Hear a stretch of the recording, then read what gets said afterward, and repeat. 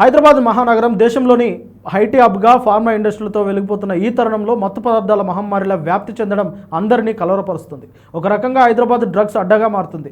ఇటీవల మల్కాజ్గిరి పరిధిలో 12,000 కోట్ల విలువైన మెఫోడ్రోన్ డ్రగ్స్ తయారీ యూనిట్ను పట్టుకున్న విషయం అందరికీ తెలిసిందే. అది లోకల్ పోలీసుల సాయం లేకుండా ముంబై పోలీసులు ఛేదించారు.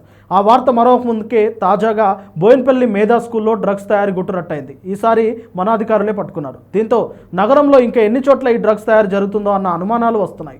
ఈ మహమ్మారి వెనుక ఎవరున్నారు, యువతకు ఈ మత్తు ఎలా సరఫరా చేస్తున్నారు, మరి ప్రభుత్వం ఏం చేస్తుంది అనే ప్రశ్నలు వస్తున్నాయి.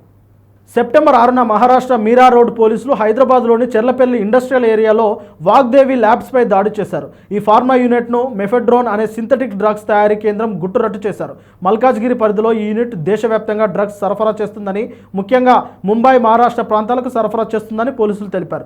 12 మంది అరెస్ట్ అయ్యారు. వీరిలో బంగ్లాదేశ్ వారు కూడా ఉన్నారు.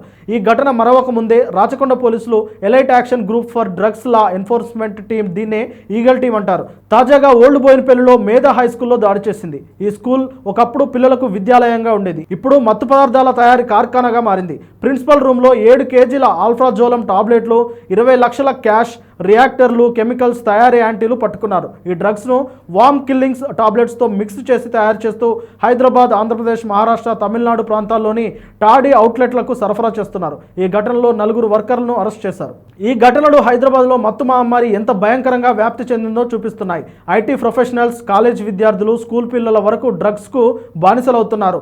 మెఫెడ్రోన్, ఆల్ఫాల్డ్రోమ్, ఎల్ఎస్డి, ఎండిఎంఏ వంటి మత్తు పదార్థాలు యువత భవిష్యత్తును ధ్వంసం చేస్తున్నాయి. డ్రగ్స్ వెనుక బెంగళూరు, గోవా, ముంబై నుంచి వచ్చే ఇంటర్ స్టేట్ నెట్వర్క్లు, నైజీరియన్ సిండికేట్లు, హవాలా మనీ లాండరింగ్ రింగ్స్ ఉన్నాయని పోలీసులు బహిర్గతం చేస్తున్నారు. గత ఏడాది ఈగల్ రైడ్లో మహేంద్ర యూనివర్సిటీలో 50 మంది విద్యార్థులు డ్రగ్స్ కన్జ్యూమర్లుగా గుర్తించబడ్డారు.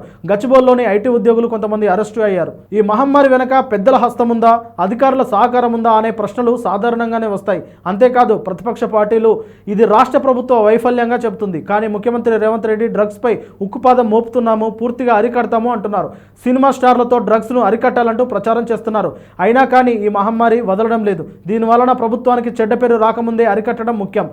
అలాగే దీని వెనుక ఉన్నవారిని పట్టుకోవడం మరీ ముఖ్యం. చూడాలి మరి ప్రతిపక్ష పార్టీలు తమ ఎజెండాలో డ్రగ్స్ను ప్రోత్సహిస్తున్న ప్రభుత్వాలు అనే నినాదాన్ని చేర్చుకోకముందే రేవంత్ సర్కార్ సీరియస్ యాక్షన్ తీసుకుంటే బెటర్ అని విశ్లేషకులు అంటున్నారు.